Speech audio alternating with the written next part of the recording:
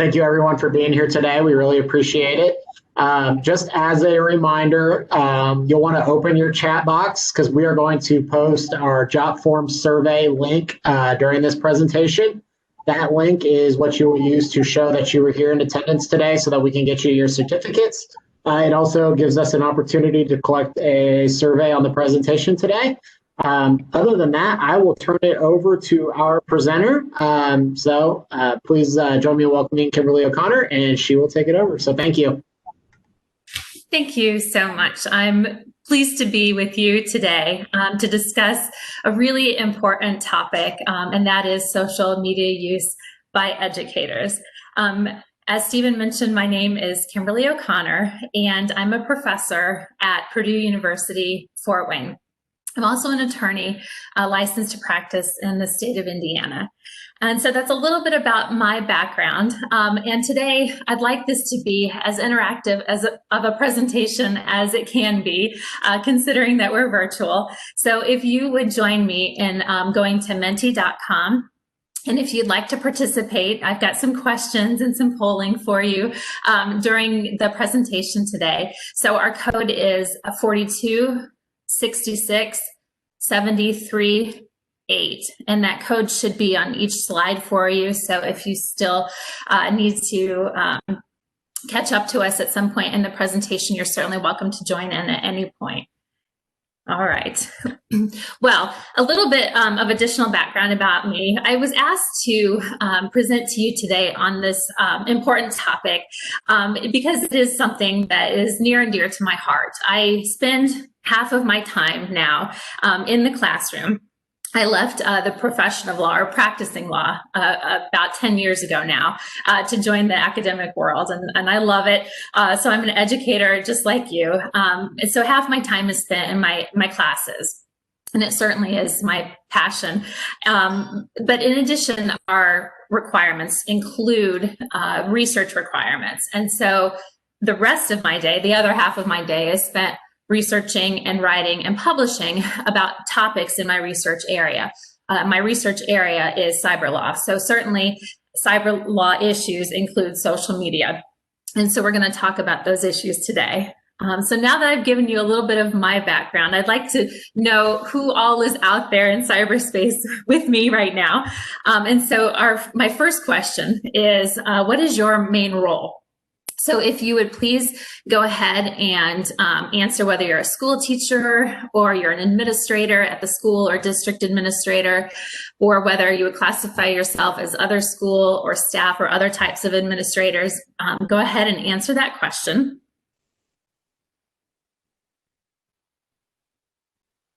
I'm not sure how many people we have with us today, but it looks like there's close to 40 currently in attendance. So I'm mostly talking to administrators, some teachers as well, which is great.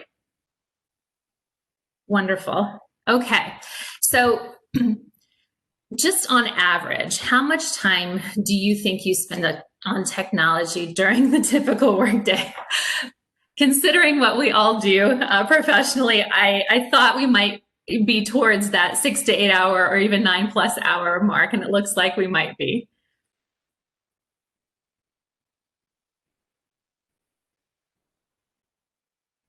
Excellent. Okay, good. We've got a few more people joining us. That's great. Looks like we're upwards of 50 now. Wonderful. I'll give it another minute or so we can let people catch up and log into the presentation. But I certainly spend the bulk of my day on technology. It was that way before COVID. It is certainly that way now. My teaching schedule in particular is completely virtual for this semester. So I teach 3 classes in a semester. 2 of them are undergraduate, 1 is graduate for fall 2020. And I'm online all day, every day. At least it feels that way. So it looks like most everyone here is as well. I mean, definitely we're predominantly in that 6 to 8 hour range. So typical for a workday, typical for an educator. So in what ways then do you think that technology has made teaching students easier? Okay, I'll let you go ahead and type in your responses. I'll hide this image so we can see what people are typing.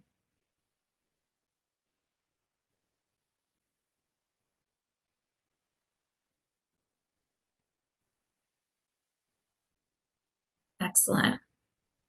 I'll let you guys read through these, but certainly, you know, I see some that I totally resonate with. The amount of paper that's wasted is much less than now than it used to be even just a few years ago. There's greater access to information, which certainly benefits us as teachers, as educators, as well as our students. They have, you know, access to pretty much anything at their fingertips, which is really incredible, isn't it? I see some people say, you know, it engages students, and that certainly can be true. Efficiency, better feedback to students, much more timely. Absolutely. So technology definitely has some benefits, some real benefits in the classroom for us as well as our students, for sure. All right. But as with anything, right, there's the good and then there's sometimes the bad. So I'm going to go ahead and hopefully everybody's had a chance to put their feedback up there. See a lot of the same types of information. So what are the bad things? What makes it harder? Why does technology make teaching students harder sometimes? Distractions, for sure.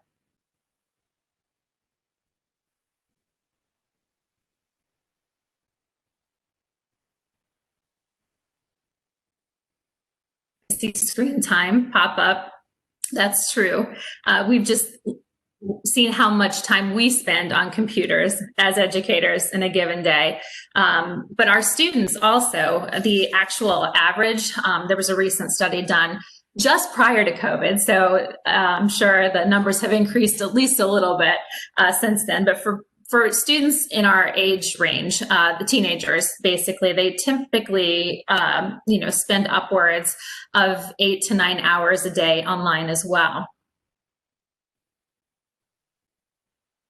Okay, I see things like it's unsupervised screen time, tech addiction, for sure. That's another area that I research and publish in as well.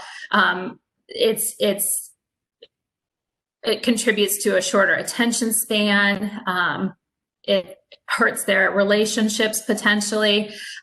For me personally, I think my biggest concern that I see, at least in the classroom, is the lack of you know, human interaction, human connection, and certainly the nonverbal communication is missing. So students sometimes, you know, misunderstand each other. It can lead to a lot of problems, especially, you know, for my students who are engaging in group work. It's difficult. You have to sometimes over communicate to get your point across, and because so much of our communication is done nonverbally in a normal conversation, and all of that's missing.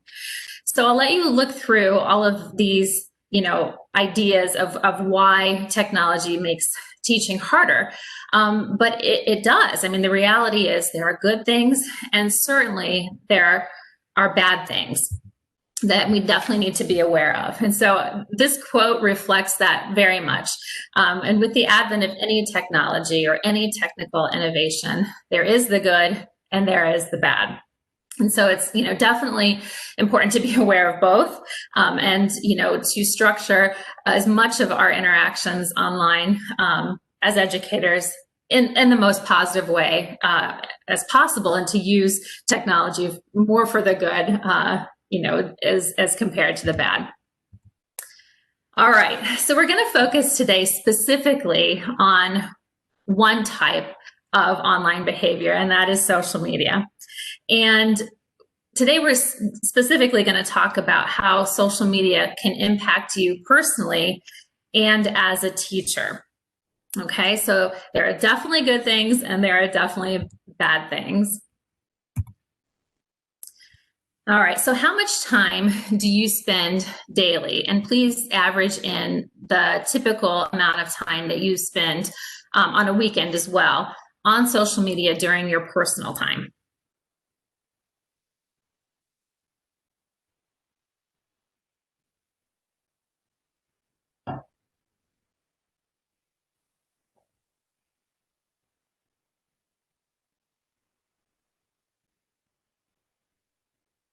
Okay, starting to see that 1 to 3 hours, few 4 to 5 hours. And I'll tell you the average time, again, the same study that was done prior to COVID, of the average adult on social media is 2 hours and 22 minutes per day. So add that up, right, on top of what we already spend on technology for our work. And clearly, the bulk of our day can easily be spent online. Our students, the age 16 to 24-year-old group, so your students, my students, spend upwards of 3 hours. Actually, the average is 3 hours and 1 minute on social media per day. So it's a lot of time. And, certainly that can be considered a drawback because it's easy to spend time and not even realize it when we're on social media. Okay. And when you do spend that personal time on social media, what sites do you typically use?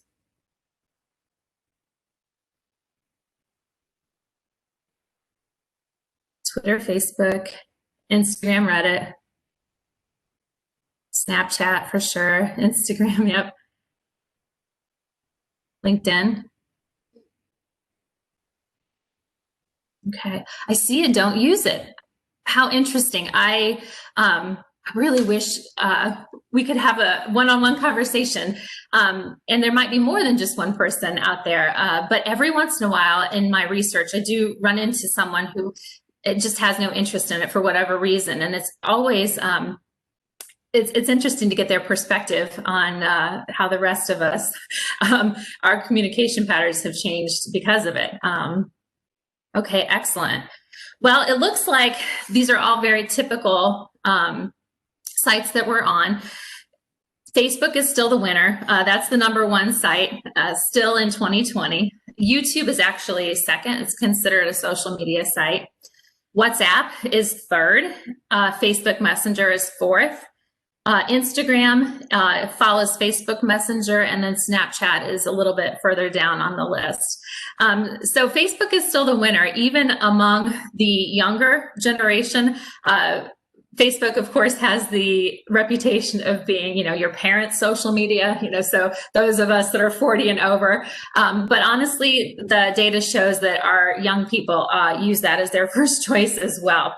So Facebook is still #1. Looks like that's pretty common among us.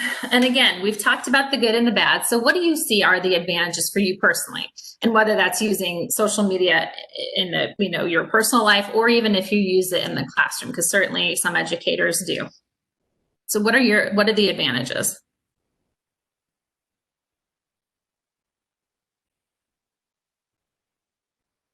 I see quick response, connecting with family, staying current. Those are definitely some of the advantages. I know for me personally, we have family on other continents, and it's a great way for us to keep in touch with them, for them to see pictures of my kids and see what their activities are and what they're up to. So yeah, absolutely. All of these are great. I see news. A lot of people do use social media to get their news. Absolutely. Relationships, connecting with the community, networking, all of those. Okay, so definitely there are advantages. And certainly there are advantages, like I mentioned, if we use it in the classroom. But there are disadvantages. So what are those? What would you consider to be the disadvantages?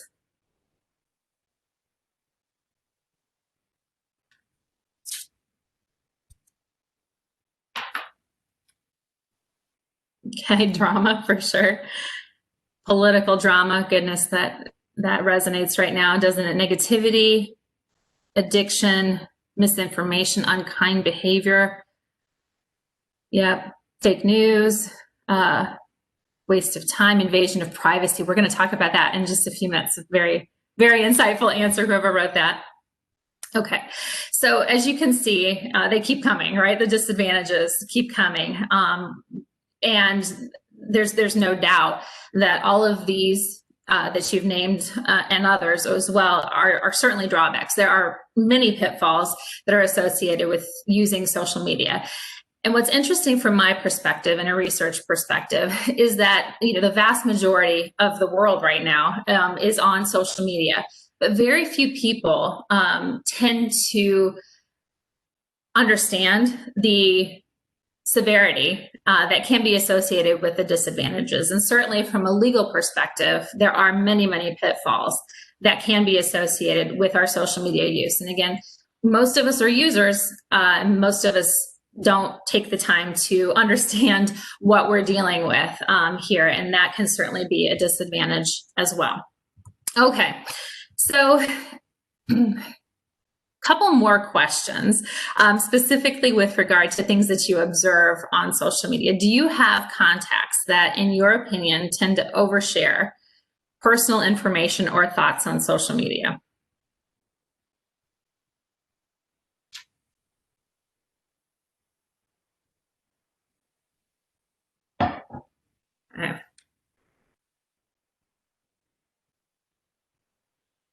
Okay.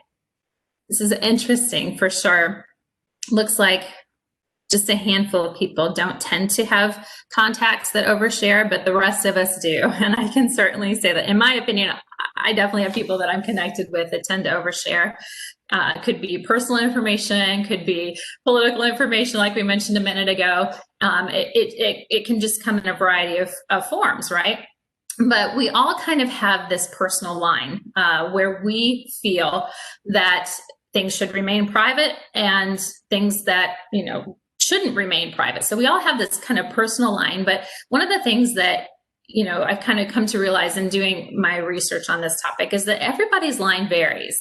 And so, as I'm scrolling through, I see somebody who I think, oh gosh, I would have never shared that. But then, somebody else might read that and think, oh, it's really great that he or she shared that. So it's kind of an important realization to, think about it in that manner, that we all just kind of have this different line of where we think our, privacy should lie. But certainly 63 of us out there, well, 64 including me, think that people overshare. So my next question is the $1 million question, right? And I can definitely say yes before I even show you this question. Yes, from my perspective. The question is, have you ever regretted something that you've shared? And as I said, I've done it. It's my research area. I know better, but I can say I've done it. As I mentioned, I'm a mother, and sometimes I just probably overshare about my kids. Certainly the milestones, their birthdays, their starting a school year. Those are the things I'm really proud of, and I've posted about those things in the past. And then I think twice, should I have posted that? Especially the start of a school year.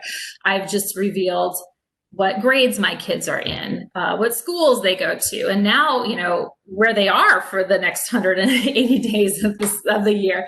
It's, it's one of those situations where, I definitely have regretted posting things like that.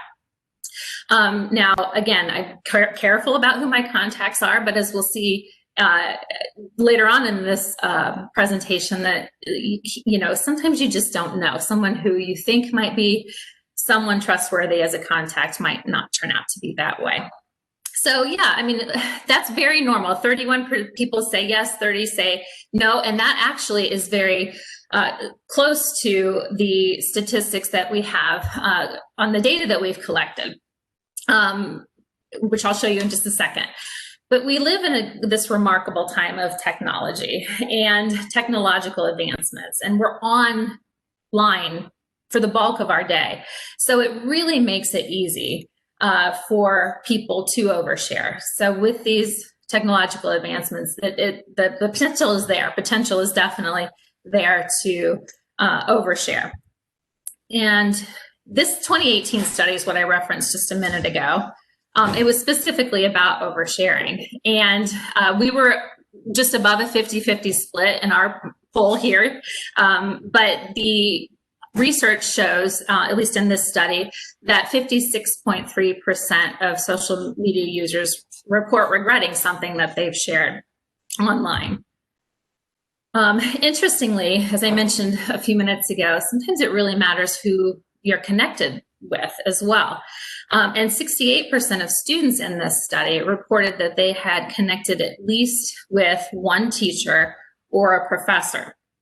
Okay, so again, the question, exists. Everybody's going to have to kind of make their own decision as educators whether or not connecting with students is a good idea. But at least according to this study, a lot of students are connected to people who are educators. 78% of workers report having connected to at least one coworker. And in addition, 45% of workers reported connecting with their boss or employer. Okay, so those are interesting statistics as well. Again, just a very conscious decision that should be made whether or not you want to connect with the people at your workplace. The same study on oversharing identified risky situations, things that, situations where people tend to overshare. And one of them is venting frustrations, things known as hot states. I saw someone comment earlier about one of the negative aspects is drama. Okay, that would be a hot state, right? So some people, feel like it's appropriate to vent those emotional things on social media. Also, the sharing of good or bad news is a situation that's risky, at least for oversharing. Also, this study found that if people have a high volume of connections, like a high number of friends, including a group of friends from a diverse network of people, they have a higher risk of oversharing information as well. And certainly, and this one's probably quite obvious, if the social media user is consuming alcohol while posting, there's, of course, that danger that oversharing can occur. All right.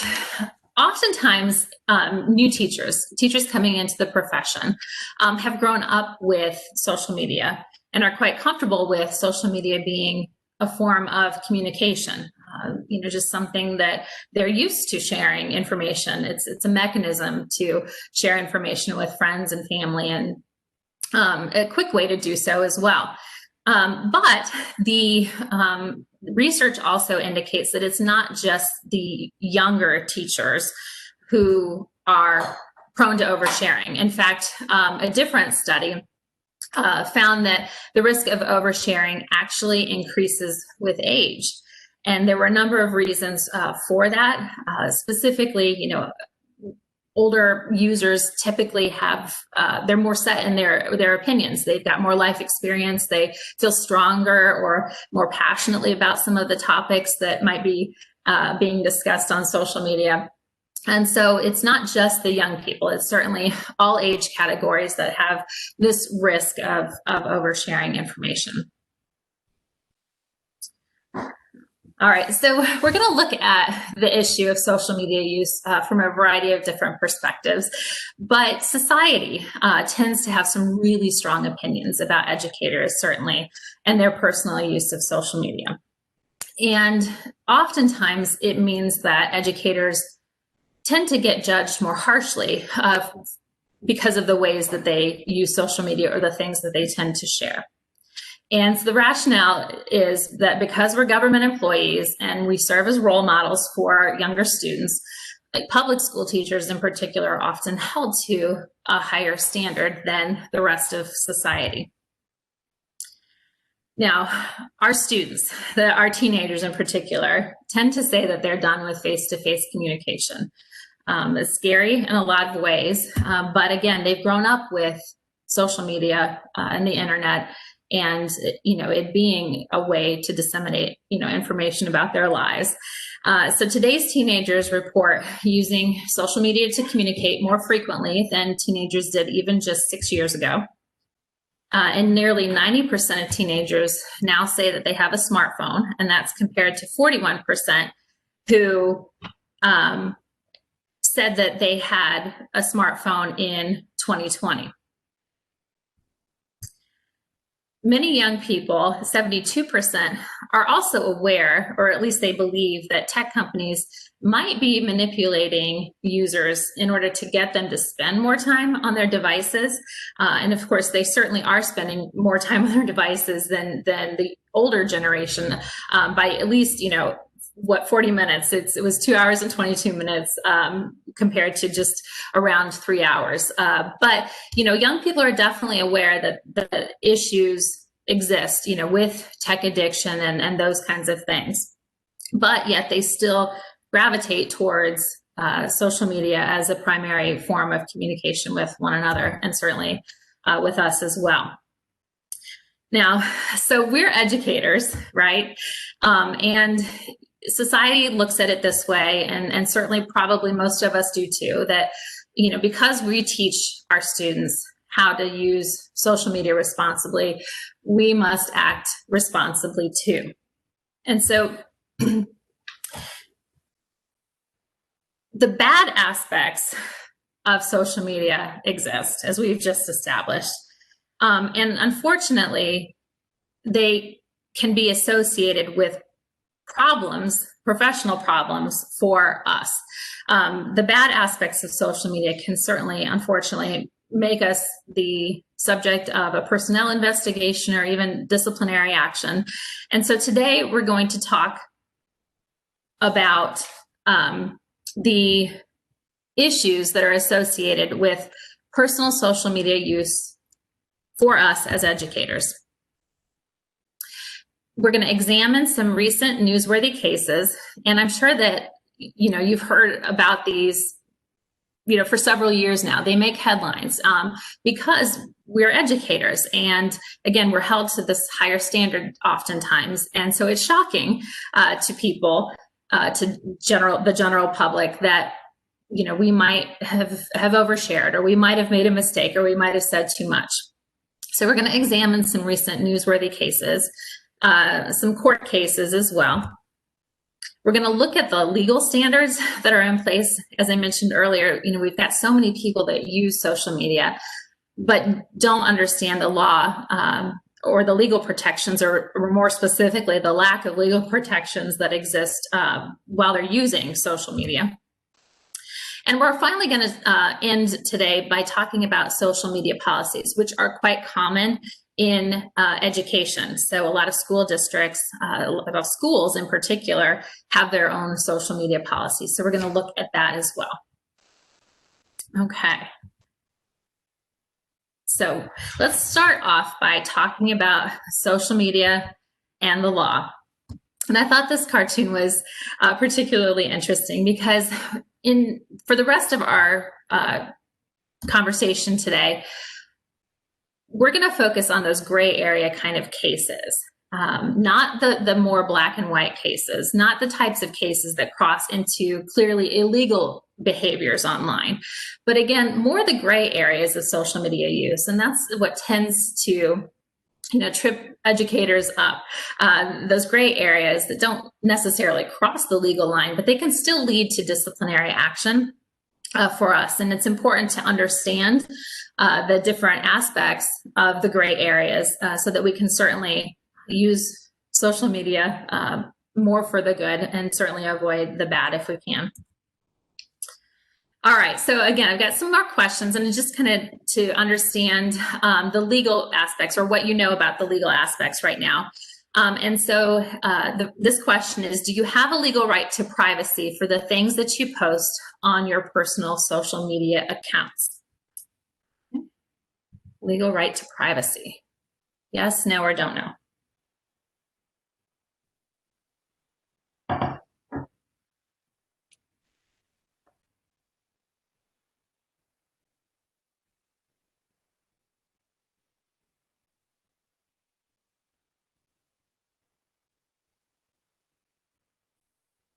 Certainly looks like most people are saying no. And that is actually the correct answer. The courts have been very clear since the advent of social media cases that there is no reasonable expectation of privacy for any of us who are social media users. The things that we post, in other words, are public. We are posting them intentionally, and therefore we can't later on come back and claim, oh, wait a minute, I didn't mean for so-and-so to see that. It was private. It should have been private. And the courts say no. If we've posted it, we've lost our legal right to claim privacy. Okay, that is scary in a lot of ways, but also important to know. And it looks like most people already do understand that the legal right is just no longer there. This is very much different than the setting of privacy settings. So definitely those are two totally different things. Privacy settings are, those settings that are offered by particular sites, particular social media sites, in order to try to lock people, out of your social media. Those are definitely good things to use. They're not foolproof. I think most people understand that for sure. They're not foolproof. And of course, it only takes one connection of yours, one friend of yours to screenshot it and forward it on, so it's, definitely good to set your privacy settings, but it's definitely not to be confused with the legal right to privacy. So even if you have your privacy settings set, doesn't mean you can come back again and later claim, well, I didn't want her to see it. I locked her out of viewing it. She shouldn't have been able to see it. That's not a legal argument. Okay, so again, we have no right to privacy. What about the First Amendment, though? Do you have First Amendment protection for the things that you post on social media? Yes, no, it depends, or don't know.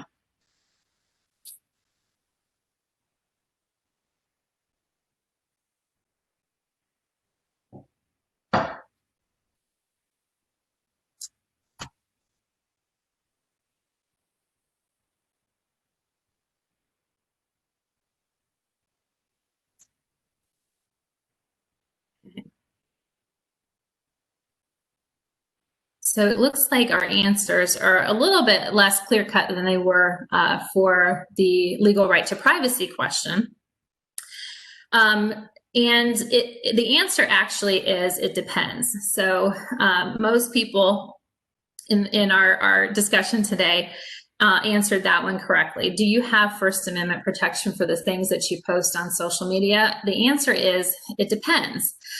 As governmental employees, we do have some First Amendment protection for the things that we post on social media. Private sector employees definitely don't. Okay.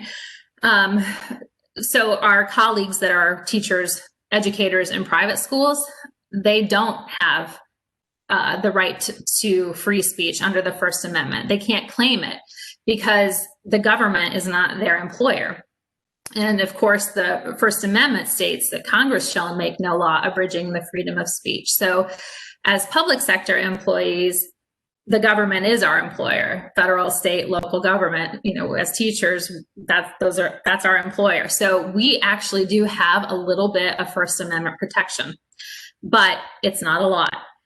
First of all, there are certain types of speech that just are not protected at all. Those are things that are fighting words, obscenities, threats, harassment, and defamation. That's not protected speech. So no matter if we're, public sector employees or not, we can't claim that we've got free speech rights over things that are threatening or things that are harassing in nature or defamatory in nature.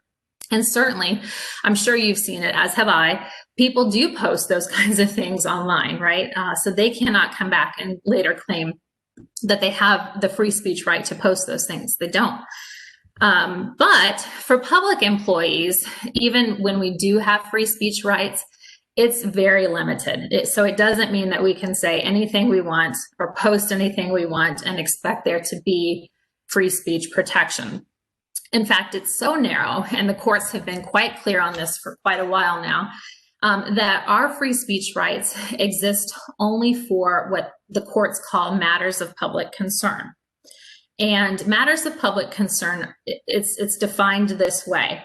and speech involving a public issue that's important to the general public, and it evokes a substantial amount of independent and continuing public attention. Okay, so I know obviously that's a wordy definition, they often are in the law, but basically, you know, public concerns are things that concern the public, and they can't be things that are job related for us. So we can't be griping about, you know, our job, for example, and then claim that we have the free speech right to post those kinds of things online. That's not what public concern is. Again, public concern are things that concern everybody. So they're decided on a case-by-case basis by the courts. So we have case law precedent that we can rely on to know what types of things are public concerns.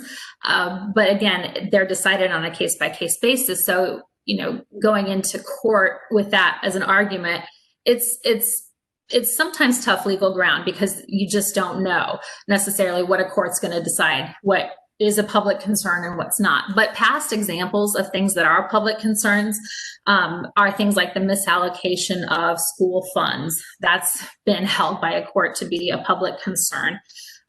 Statements that were made about a school's racially discriminatory school policy, that was considered by a court to be a matter of public concern. Adequacy of funding for emergency services at a school or in a district, that was considered to be a matter of public concern. So you can kind of see, you know, the theme here, right? Again, it has to be something that's a public issue, that's important to the general public, that it warrants a lot of public attention. Okay, that's going to be a public concern. That's the extent of our free speech protection as public sector employees then. So you can see how narrow that is. If we're talking about matters of public concern on social media, that's protected, but nothing else really is. So again, it's tenuous ground in a lot of ways. Even more tenuous is, let's say that a situation does rise to the level of a public concern. But because we're educators, again, we're held to just even higher standard, and that's true in the courts as well. So even if our speech rises to the level of a public concern, if our speech has disrupted the efficient operation of a school district, then the school district's interest outweighs our interest in our free speech matter of public concern. Okay, so if what we say disrupts the efficient operation of the school, that's a problem. Okay, so even if we had free speech protection, we won't now. Okay, so that's our legal standard. Those are our legal standards that are in place. So again, you can see how the free speech protection has narrowed. Okay, so let's look at a teacher case, and that's what lawyers do, right? We look at cases, and as I mentioned, this is my research area, so it's never boring, not even for a minute. And unfortunately, these cases or these headlines do happen with regularity, for better or for worse. I mean, you know, everybody's human, and we as educators can overshare or make some mistakes. So we're going to look at some cases for the rest of our time together today, and here's one. In Ray O'Brien. This was a first grade teacher, Jennifer O'Brien. And, you know, there's always context. There's always backstory. Just like our cartoon mentioned a few minutes ago, the gray areas they're not black and white. There's always more to it. But when we're on social media, it's really hard for the context to come through, right? Just like the nonverbals, they don't exist. So the context is missing in a lot of these cases or a lot of the situations that are posted online. And this is one of those. This teacher had a really rough year. And she wasn't that far into the school year, but she had a ton of disciplinary problems in the classroom. I mean, again, she's first grade, but this had just progressed, and she had complained to her principal, to other administrators, and she felt like she was getting nowhere. Students were getting hit and kicked, and so was she. She had been matters or things from her purse had been stolen. It had just gotten out of control, and she felt like she was getting no help. So unfortunately, she made the bad decision of posting the following online. And, at her wit's end, she posted, "I'm not a teacher, I'm a warden for future criminals." Okay. So she was obviously disciplined and later fired from the school because of what she posted. It was clearly interpreted to be racially discriminatory. It was not intended that way, as she tried to explain, but nevertheless, it was perceived that way. She argued in court First Amendment, and as we just saw, it's very narrow. So she lost because the court said, this is not a matter of public concern. You were on social media griping about what was going on in your classroom, and therefore you don't have First Amendment protection. But even if she had, and hypothetically, in the hypothetical world, even if somehow the court had ruled that this was a matter of public concern, she would have probably still lost because of the disruption to the efficient operation of her school. And that's because within 24 hours, parents had shared and reshared this post. There were protests outside the school. Major news networks picked up on this story. And again, the efficient operations of the school that day and those few days were interrupted. So she wouldn't have prevailed on a First Amendment argument anyway. But that's how the legal standards work. Again, this case is to show how narrow the legal standards really are. And unfortunately, there are lots of cases out there about teachers who have posted statements about students on social media. Here is one that recently happened. It was an Ohio teacher who was placed on administrative leave. This teacher had been chaperoning a dance. I think this was just prior to COVID, and a dance at the school, and went home and posted, "These damn kids and parents, not enough money for school supplies or passing grades, but out here renting horses." And that's because one or two or maybe a handful of the dance attendees' parents hired a horse and carriage for those students, and that's how they arrived at the dance at school that night. So this teacher then was disciplined. Clearly, this is not a matter of public concern. This teacher was personally griping about her views of the situation. And so again, she was disciplined for it. Okay, here's another situation. This was a program supervisor. So this teacher had been in the classroom, but no longer was. She was supervising a math and science department, both the math and science department at her school. But she resigned because of the backlash for posting the following. She wrote, "Now I remember why I stopped teaching. Kids, they are all germ bags." And then she also called the residents of her school district, said that they were so arrogant and snobby. And in the same comment, she wrote that she was so not looking forward to another year at her school. So clearly there was uproar, and it was interesting to read about this case because she had a very small pool of friends. 50 was what she estimated on her social media account, so a very small number of connections. And she made the mistake of thinking that those were individuals who she could share these kinds of thoughts with, and certainly someone among the group definitely made sure that others knew about what she said. And they went to the school district directly. So it happens. Again, I know I'm very careful about who I connect with on social media. But most of these cases happen because someone shares, someone from a friend group or from your social media network ends up passing along what you've posted. So that's what happened to this teacher in this situation.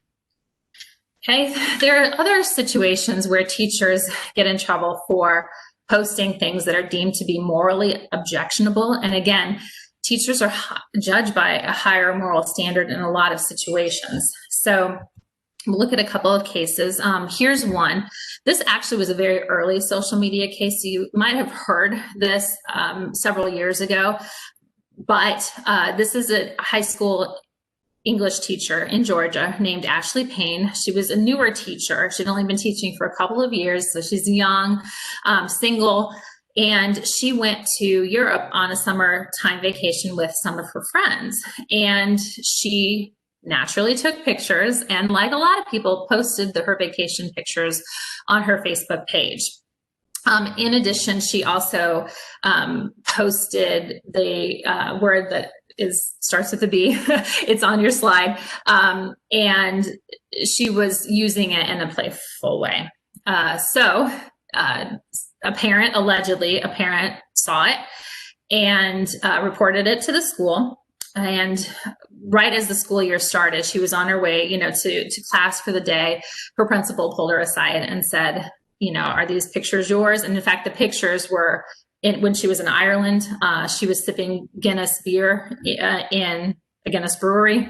And so, that's a picture that she's over the legal age, clearly. It's a picture that a lot of people probably have on their Facebook page, but she's a teacher.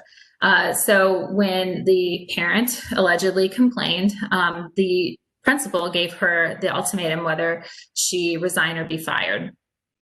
She ended up resigning. Now, this is another case where if she had known the law a little bit better, she might have made a different choice.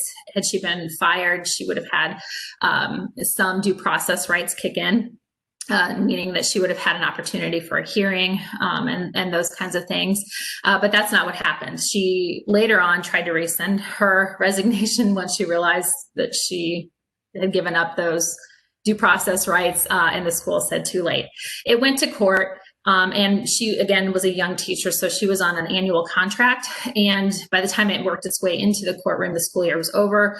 And the court said, well, this is moot. It's pointless that you're here. Your school doesn't have to renew your contract at this point since you're a new teacher. Therefore, we're sorry this happened to you, but you lose. Okay. So that's the Ashley Payne case. Here's another case, again, where the public deemed the teacher to have posted things that were morally objectionable. And actually, in this case, the teacher didn't post this herself. She was at a bachelorette party where a photo was taken of her. She was in a simulated sexual position with a blow-up mannequin for about 3 seconds. Someone snapped the picture, unbeknownst to her, and posted it months later, okay? But the school saw it. In fact, she was a high school teacher at the time. All of the high school saw it as well. It made the rounds, unfortunately, and she was fired. Now, she has an interesting twist. There are just a handful of states out there that do have some state law teacher protections. Michigan was one of them. I think they've been dialed back. This case is a few years old anyway. They've been dialed back since then, but she did get her job back. She's one of the few teachers who actually was successful in her court case, but she was reassigned to the elementary school, and that's specifically because that picture had made the rounds at the high school, so the district didn't want her teaching at that level again. So she was sent to the elementary school. But this is an important case because, yes, a third party posted this picture, and she still got in trouble for it. She had no knowledge of the picture, even that it was taken even, and she still was disciplined for it. Okay. So again, these kinds of cases unfortunately happen. Also, teachers who comment publicly about current events sometimes face disciplinary action, again, because of the perception or the public backlash that can occur. So here's one that happened, unfortunately, right after Kobe was killed this year. A high school principal was placed on administrative leave and then resigned because she referred to Kobe's death as karma. She was referring to the sexual assault allegations against him from prior years. And, she was emotional when she posted that. So she did resign because of the backlash. And I thought that the statement that she posted later was very insightful. She said, in education, we remind students to think before they post online, especially when feelings are inflamed. We also teach our students about context. My emotions and past experiences got the best of me in that moment, and I've learned an important lesson, and I hope I can earn your trust back. Okay, so clearly, it happens. It happens to people who, know better, and unfortunately, again, emotions can take over for all of us, right? Political posts, we're in that season, right, where political posts occur with regularity. And again, as educators, we're held to a different standard.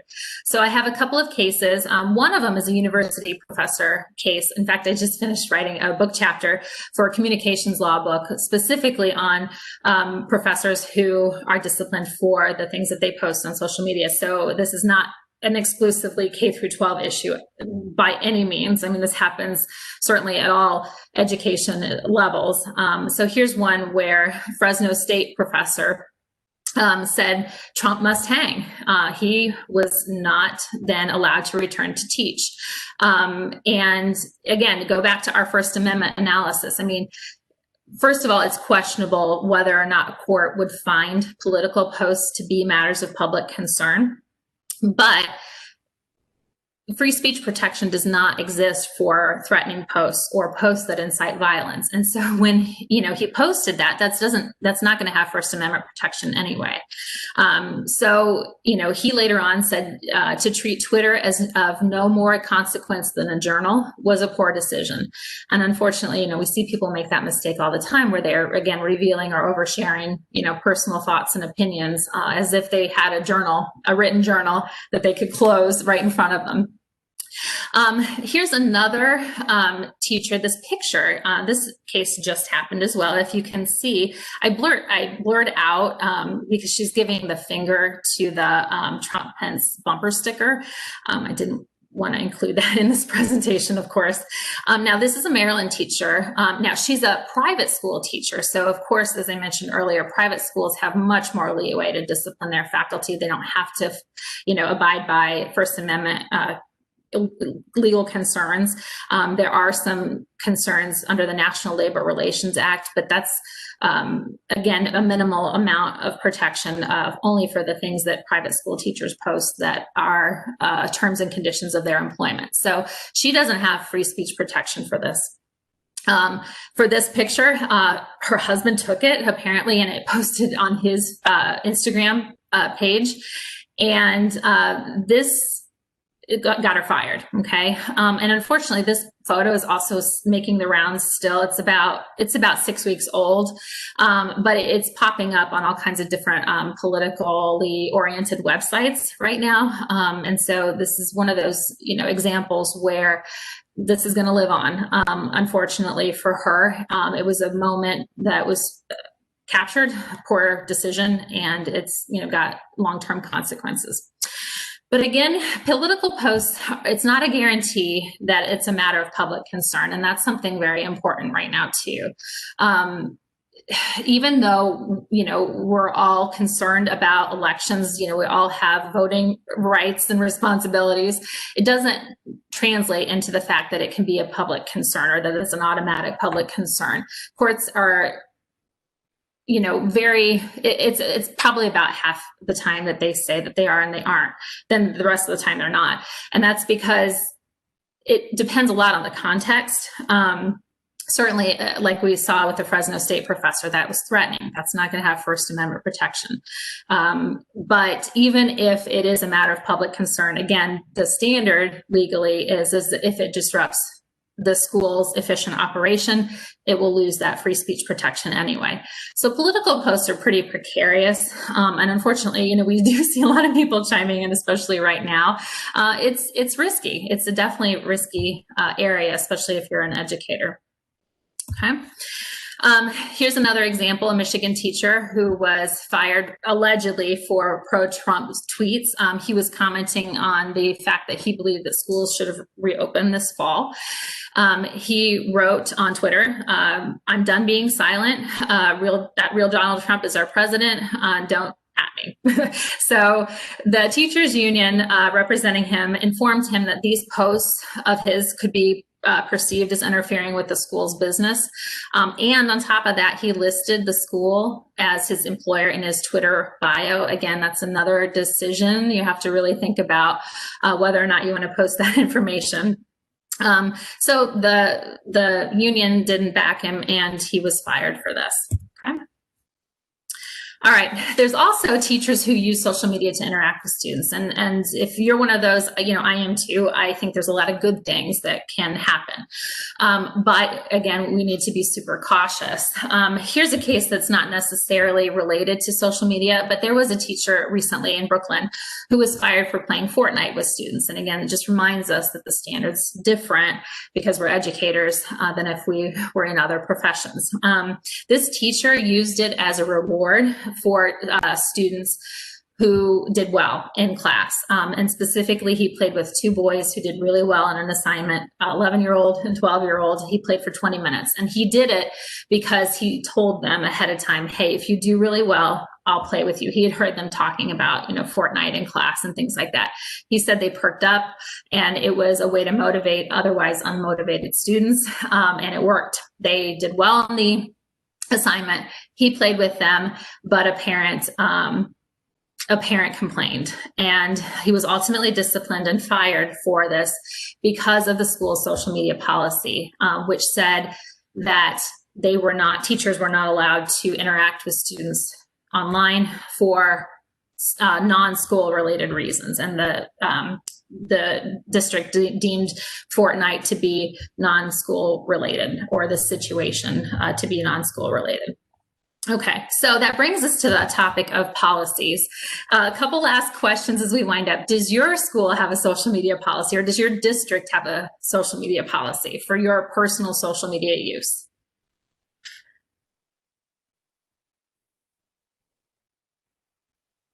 Okay.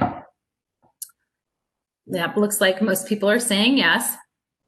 Okay, and that's very true with what we know statistically. Most schools or districts do have social media policies now. Okay, some say no, and some say that they don't know. Okay, so that's definitely something, if you're not sure, find out, because if you're a social media user, this policy, if it exists, will govern you. All right, so again, most people say that they know that their school policies exist. Do you know what it says you can and can't post?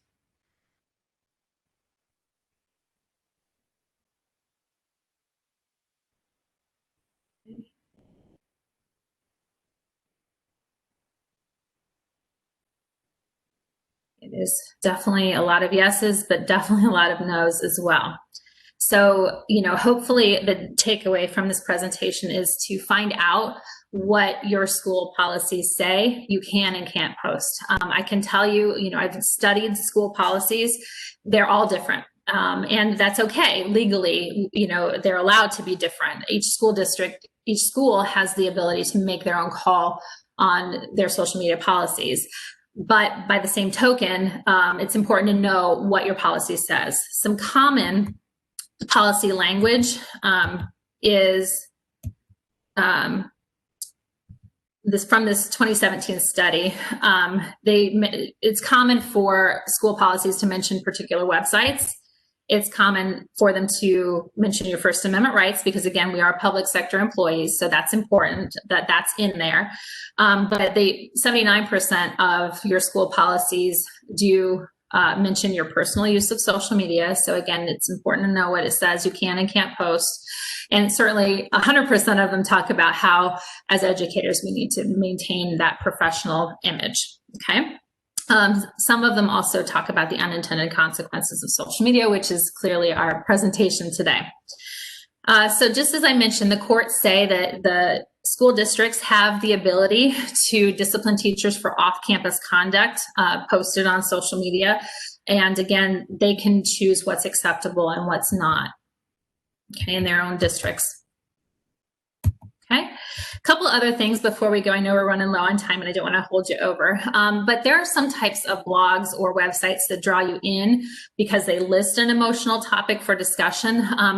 Just be really careful about those. Here's an example of a teacher who was on a blog about teen pregnancy, and she posted comments that were negative about teen pregnancy, and a complete stranger, otherwise known as a troll, 1,200 miles away from this teacher's location, copied her comments and sent them to the employer that she listed on her Facebook page. Again, that's a very important decision if you want to list your employer on your Facebook page. But she was fired because of the things that she said. But again, those public blogs and forums often, that's the point, is to draw you in with an emotionally charged topic. Also, here's one that's going on in the state of Utah right now. A school board is in hot water right now. Long story, but a parent made a FOIA request, a Freedom of Information Act request, asking for the emails and personal correspondence between the school board members. She had some questions about some of the policies that were going on, COVID-related policies. So that's why she asked for it. What she got was surprising. The school board correspondence between the members was highly unprofessional. Things like nasty emails where they were talking about members of the district. They were talking about teachers. They were nasty to each other, calling each other names, using very profane and vulgar language. And this was common, unfortunately, in their correspondence. I have this one here because it was the most tame one I could find. This was between two school board members. One was upset that the school board meeting ran long, and so she was upset at the other, who had promised that she would keep it to an hour. She wrote, you promised me, I hate you, blank you, I will never trust you again, you are not trustworthy. Okay, so right now the state of Utah is dealing with this situation. Some of these board members were not up for re-election, so there are calls out for their resignation. And unfortunately, it looks like this was pretty rampant among all, if not, or most, if not all of the board members. So again, it's just an important lesson that, even our text messages, those kinds of things can be scrutinized and should, of course, always be professional. So a few recommendations as we wind up. Of course, just think before you post, be careful what you share. Remember that social media is not for private conversations. Don't let negative emotions drive your posts. Understand your legal protections, understand your school district policies, and know what you can and can't post according to those policies. And certainly if you use social media to connect with your students, one of the recommendations that I see often made by school districts is not to use your, personal accounts to correspond to them or teach them. Maybe you create a public account and, have students follow that instead. Okay, so I see we're out of time. I just want to end with this quote. A computer lets you make more mistakes faster than any other invention. So it's a lot to think about. And I really do appreciate your time today. I hope you found this presentation to be insightful. I will stick around for questions if anybody has them. Please feel free to go ahead and post them on Menti. There should be a section to do that. And of course, if you have additional questions or want this presentation, please email me at o'connork@pfw.edu. So thank you so much. I really appreciated being here with you today. Thank you so much. We really appreciate you being here. And again, thank you very much, and look forward to work with you again. So great information. We appreciate it. Thank you, Stephen. I really appreciate getting to work with you again. It's always a pleasure. So thank you. Thank you. Well, have a great day.